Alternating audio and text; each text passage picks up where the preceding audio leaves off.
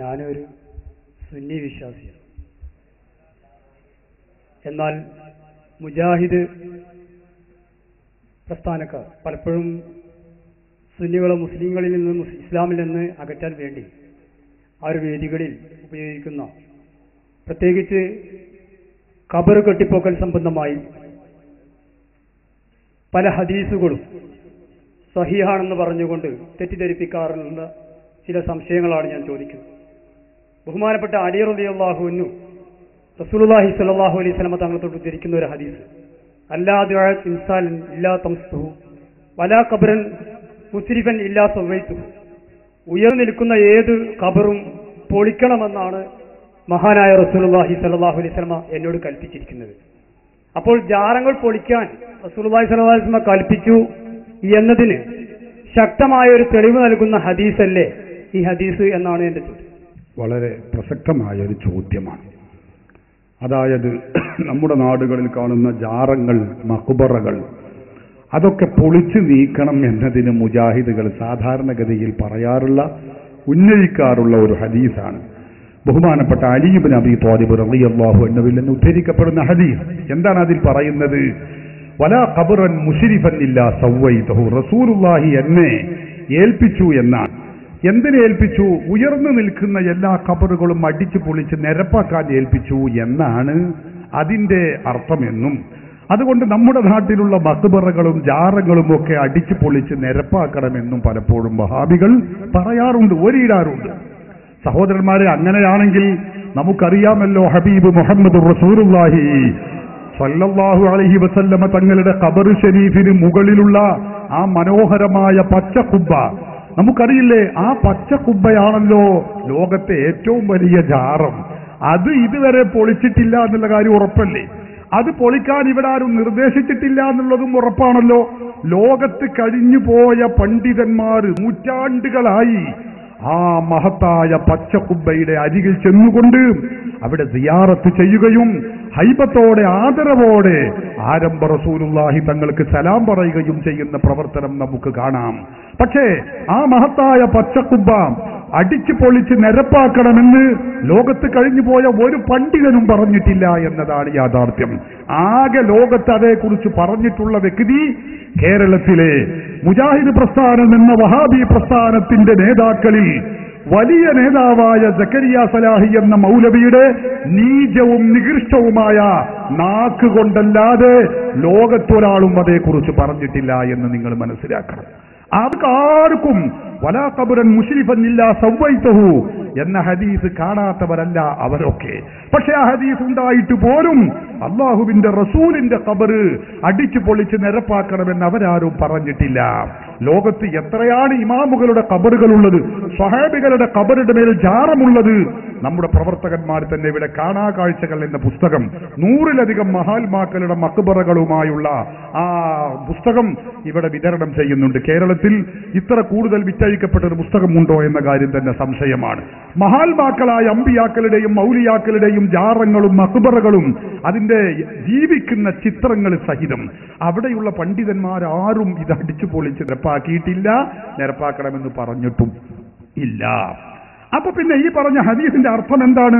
സഹീഹുൽ ബുഖാരി ഉദ്ധരിച്ച ഈ സഹീഹുൽ ബുഖാരിയുടെ ഹദീസിന് വ്യാഖ്യാനം എഴുതിയ വിശ്രുത പണ്ഡിതൻ അല്ലാമ അഹമ്മദുൽ ഖസ്സലാനി തന്റെ വിശ്രുതമായ ഇർഷാദു സാരി എന്ന ഈ ഗ്രന്ഥത്തിൽ രേഖപ്പെടുത്തി വെച്ചത് കാണാൻ കഴിയും. അദ്ദേഹം പറയുന്നു, ഈ പറഞ്ഞ ഹദീസിന്റെ അർത്ഥം എന്താണ്? വലാ യുഖാലിഫു ദാലിക ഖൗലു അലി റളിയല്ലാഹു അൻഹു അമറനി റസൂലുള്ളാഹി സ്വല്ലല്ലാഹു അലൈഹി വസല്ലമ അല്ലാ അദഅ ഖബറൻ മുശ്രിഫൻ ഇല്ലാ സവ്വൈതഹു എന്ന് പറഞ്ഞ ഈ ഹദീസ് നമ്മൾ പറഞ്ഞതുമായി എതിരാവുകയില്ല. എന്താണ് കാരണം? ലിഅന്നഹു ലം യുരിദ് തസ്വിയതഹു ബിൽ അർളി. ഈ പറഞ്ഞ ഹദീസിന്റെ അർത്ഥം ഇത് ഭൂമിയുമായി നിരപ്പാക്കി അടിച്ചു പൊളിച്ച് നിരപ്പാക്കണം എന്നല്ല ഈ പറഞ്ഞതിന്റെ അർത്ഥം. പിന്നെയോ വഇന്നമാ അറാദ തസ്തീഹു. ഈ പറഞ്ഞത് ഹദീസുകളിൽ ചില ഖബറുകൾ, അക്കാലത്തുള്ള ഖബറുകൾ ഇങ്ങനെ കൂർപ്പിച്ച് നിൽക്കുന്ന ഖബറുകൾ ഉണ്ടാവും. ഇങ്ങനെ നമ്മൾ സാധാരണ നമ്മുടെ നാട്ടിലൊക്കെ ഖബർ അങ്ങനെ അല്ലെ, മണ്ണ് അതിന്റെ മേലെ മുകളിലിട്ട് ഇങ്ങനെ ആയിരിക്കും. ഇതങ്ങനെയല്ല, ചില ഖബറുകൾ ഈ രൂപത്തിൽ മുസന്നമായ കൂർപ്പിച്ച് നിൽക്കുന്ന രൂപത്തിൽ അത് മാറ്റിയിട്ട് അത് തസ്തീഹ് ആക്കണം. അങ്ങനെ കൂർപ്പിച്ചു നിൽക്കുന്ന അവസ്ഥ മാറ്റിയിട്ട് ഈ സാധാരണ റൗണ്ട് രൂപത്തിലാക്കണം എന്നാണ് ഈ പറഞ്ഞ ഹദീസിന്റെ അർത്ഥം. അതല്ലാതെ പൊന്തി നിൽക്കുന്ന എല്ലാ ഖബറുകളും അടിച്ചു പൊളിച്ച് നിരപ്പാക്കണം എന്നല്ല എന്ന് ബഹുമാനപ്പെട്ട ഇമാം അഹ്മദുൽ ഖസ്സലാനി സഹീഹുൽ ബുഖാരിയുടെ വിശ്രുതമായ വ്യാഖ്യാന ഗ്രന്ഥത്തിൽ ഇത് രേഖപ്പെടുത്തി വെച്ചിട്ടുണ്ട്. അദ്ദേഹം തന്നെ പറയുന്നത് ഈ വ്യാഖ്യാനം പറയാനുള്ള കാരണം ജംഅം ബൈനൽ അഖ്ബാർ, ഈ വിഷയ സംബന്ധിയായി ഒരുപാട് ഹദീസുകൾ വന്നിട്ടുണ്ട്. ആ ഹദീസുകളെ മുൻനിർത്തിക്കൊണ്ടാണ്, എല്ലാ ഹദീസുകളെയും സംയോജിപ്പിച്ചുകൊണ്ടാണ് ഞാൻ ഇപ്രകാരം പറയുന്നത് എന്ന് ബഹുമാനപ്പെട്ട ഇമാം ഖസ്സലാനി തന്റെ ഇർഷാദുസ് സാരി എന്ന ഈ ഗ്രന്ഥത്തിൽ രേഖപ്പെടുത്തിയ കഥ ഞാൻ നിങ്ങളെ അറിയിക്കുകയാണ്. അങ്ങനെയാണെങ്കിൽ ഇവര് പറയുന്ന ഇതിൽ അസ്സവാജിർ എന്ന ഗ്രന്ഥത്തിൽ ബഹുമാനപ്പെട്ട ഇബ്നു ഹജർ തങ്ങൾ വതജിബുൽ മുബാദറത്തുൽ ഹദ്മിഹ വഹദ്മിൽ ഖിബാബില്ലത്തി അൽ ഉബൂർ, ഇതേക്കുറിച്ച് ഉസ്താദിന് എന്ത് പറയാനുണ്ട്? ഖബറിനെ, ആ ജാറങ്ങളെ പൊളിക്കാൻ നിങ്ങൾ ധൃതി കാണിക്കണമെന്ന് റസൂലുള്ളാഹി സ്വല്ലല്ലാഹു അലൈഹി വസല്ലം തങ്ങൾ പറഞ്ഞതായിട്ട് ബഹുമാനപ്പെട്ട സവാജിർ എന്ന ഗ്രന്ഥത്തിൽ ഇബ്നു ഹജർ തങ്ങൾ പറഞ്ഞതായിട്ട് അവർ പറയാറുണ്ടല്ലോ. അത് ചാലിയത്ത് ഞാൻ മുമ്പ് പലതവണ വിശദീകരിച്ചിട്ടുണ്ട്. എന്നാലും പുതുതായി വന്നിട്ടുള്ളവർ കേൾക്കുന്നു എന്നതുകൊണ്ട് ഞാൻ പറയുന്നു, വിശദീകരിക്കുന്നില്ല. ഒറ്റവാക്കിൽ മറുപടി പറയുന്നു. അത് ഏത് അനധികൃതമായ സ്ഥലത്ത് ഏത് ബിൽഡിംഗ് ഉണ്ടാക്കലും പൊളിക്കണം എന്ന കാര്യത്തിൽ യാതൊരു സംശയമില്ല. അനധികൃതമായി ഉണ്ടാക്കിയ സ്ഥലത്ത് അത് മഖ്ബറയാവട്ടെ, ഖുബ്ബയാവട്ടെ, പള്ളിയാവട്ടെ, ഏതാണെങ്കിലും ശരി അതൊക്കെ പൊളിക്കണം എന്നതിൽ ഒരു സംശയവുമില്ല. അതിനെക്കുറിച്ചാണ് ഇമാം ഇബ്നു ഹജറുൽ ഹൈതമി പറയുന്നത്. എന്തുകൊണ്ട്? ഇതേ ഇമാം ഇബ്നു ഹജറുൽ ഹൈതമി തന്നെ തന്റെ തുഹ്ഫത്തുൽ മുഹ്താജിൽ വ്യക്തമായി രേഖപ്പെടുത്തി വെച്ചത് കാണാൻ കഴിയും. അതിന്റെ 7ാമത്തെ വാള്യത്തിൽ മഹാനവറുകൾ തന്നെ രേഖപ്പെടുത്തി വെച്ചു, മഹത്തുക്കളുടെ മഖ്ബറയിൽ, മഹാന്മാക്കളുടെ മഖ്ബറയിൽ ജാറമുണ്ടാക്കാമോ, ജാറമുണ്ടാക്കാവുന്നത് പറ്റുമോ എന്ന ചർച്ചയ്ക്ക് മറുപടി പറഞ്ഞുകൊണ്ട് മഹാൻ പറയുന്നു, പറ്റുമെന്ന് മാത്രമല്ല അത് ഖുർബത്താണ്, അത് പുണ്യകർമ്മമാകുന്നു. തുഹ്ഫ, ഈ തുഹ്ഫയുടെ 6ാമത്തെ പേജിൽ നമുക്കിത് കാണാൻ കഴിയും. 7ാമത്തെ വാള്യം 6ാമത്തെ പേജിൽ ഇമാം ഇബ്നു ഹജറുൽ ഹൈതമി തന്നെ ഇത് രേഖപ്പെടുത്തി വെച്ചിട്ടുണ്ട്.